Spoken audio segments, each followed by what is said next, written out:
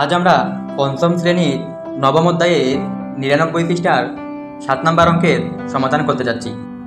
প্রশ্ন: একটি দোকানে ১৮০০ টাকার পণ্য ২০% কমে বিক্রয় করা হলো। পণ্যটির বিক্রয় মূল্য কত?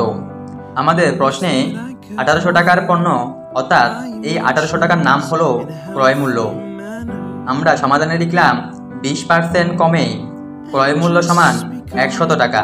সবসময় মনে রাখবেন ক্রয় মূল্য হলো ১০০ টাকা। সুতরাং বিক্রয় মূল্য সমান, যেহেতু আমাদের কমে অর্থাৎ ক্ষতি হয়েছে, ক্রয় মূল্য থেকে ক্ষতির ২০ টাকা বাদ দিলে আমরা বিক্রয় মূল্য পেয়ে যাব।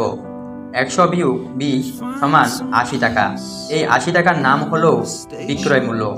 এবার আমরা ঐকিক নিয়মে ১০০ টাকার হিসাব থেকে বিক্রয় মূল্য নির্ণয় করতে পারবো। ক্রয় মূল্য ১০০ টাকা হলে বিক্রয় মূল্য সমান ৮০ টাকা। সুতরাং ক্রয় মূল্য ১ টাকা হলে বিক্রয় মূল্য সমান ৮০ ভাগ ১০০ টাকা।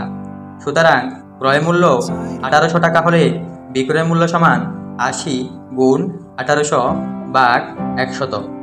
৮০কে ১৮০০ দ্বারা গুণ করলে আমরা পাই ১,৪৪,০০০ ভাগ ১০০।